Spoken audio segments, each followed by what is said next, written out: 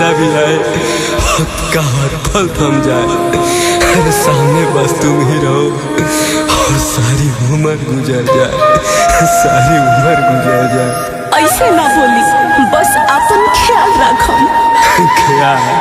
अरे पगली, हमार घर तो बसे से पहले ही उजड़ गई। अभी बगिया में सिर्फ पतझड़ ही पतझड़ बा, सिर्फ पतझड़ ही पतझड़।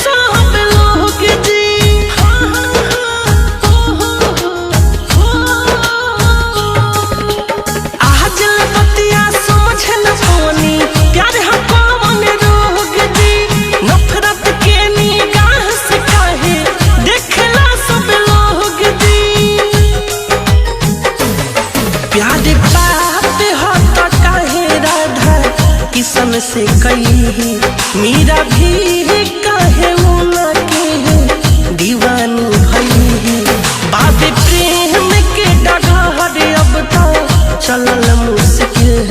ए भगवान जी, ए भगवान जी बनाई जाने सीना में दिल, ए भगवान जी बनाई जाने सीना में दिल।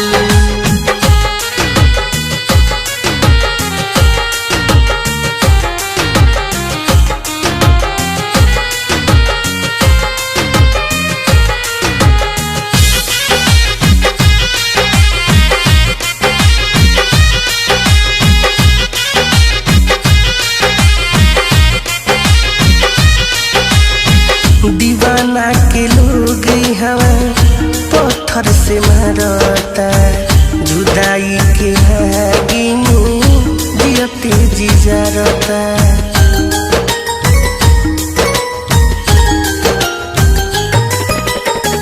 दीवाना के लोग हवा पत्थर से मारता, जुदाई के आगे में जियते जी जारता, जियते जी जारता है। कब रो जमी कह आके देखी, चाहते मुश्किल बाके तना निभा के देखी, सांस चले बाकी हो मोर तानी तिल तिल। ए भगवान जी, ए भगवान जी बनाई जाने सीना में दिल, ए भगवान जी बनाई जाने सीना में दिल।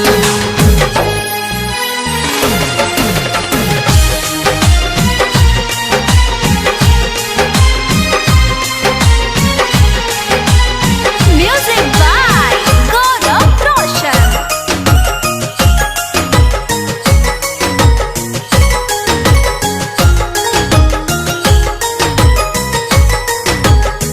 नेह की डोर केहू और से न लागे जी, दिल बड़े लखियाई तो रात भर जागे जी।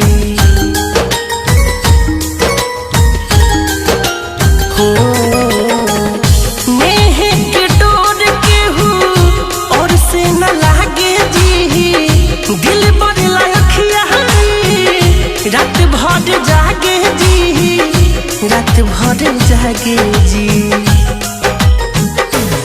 चहनी जे कहा के है नहीं पास बा, कितना तरह पीले रहू ना एहसास बा, जे ना